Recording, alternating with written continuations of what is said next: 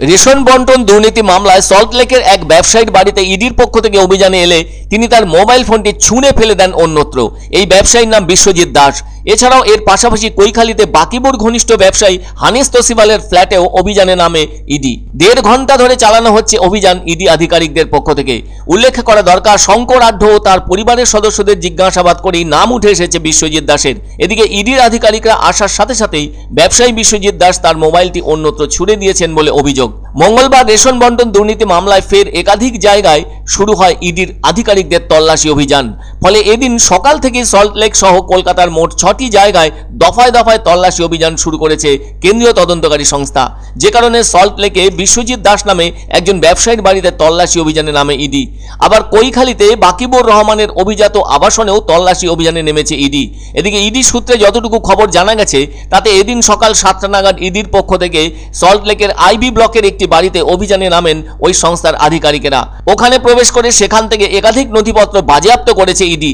জানা গেছে অতিরিক্ত 4টি দলে ভাগ হয়ে গিয়ে ইডি আধিকারিকেরা পার্ক স্ট্রিট, রাসেল স্ট্রিট, বাগুইয়াটি ও কৈখালী এলাকার বিভিন্ন জায়গায় অভিযান চালিয়েছেন। অন্যদিকে ইডি সূত্রে খবর, বিশ্বজিৎ দাস মূলত বনগাঁর বাসিন্দা। ওই ব্যবসায়ীর আমদানি রফতানির ব্যবসা আছে, সেখানেই ওই রেশন দুর্নীতির টাকা খাটানো হয়েছে বলে খবর। এছাড়াও তার বিলাসবহুল গাড়িটিতেও তল্লাশি চালানো হয়। ওই গাড়িটি তার বাড়ির সামনেই রাখা ছিল। সেখান থেকে প্লাস্টিক উদ্ধার করে বাড়ির ভেতরে নিয়ে যায় ইডি। তবে আইবি ব্লকের ইডি আধিকারিকেরা এক মহিলার সঙ্গে আগেই কথা বলেছেন। এরপরই তারা বিশ্বজিৎ দাসের খোঁজ শুরু করেন। ঘটনাস্থলে পুলিশ এসে পৌঁছলে ইডি কর্তাদের কাছে সার্চ ওয়ারেন্ট দেখতে চায় পুলিশ। রাজ্যে রেশন বন্টন দুর্নীতি কাণ্ডে বাকিবুর রহমানকে গ্রেপ্তারের পর তার সঙ্গে প্রাক্তন খাদ্যমন্ত্রী জ্যোতিপ্রিয় মল্লিকের একটি যোগসূত্র পায় ইডি।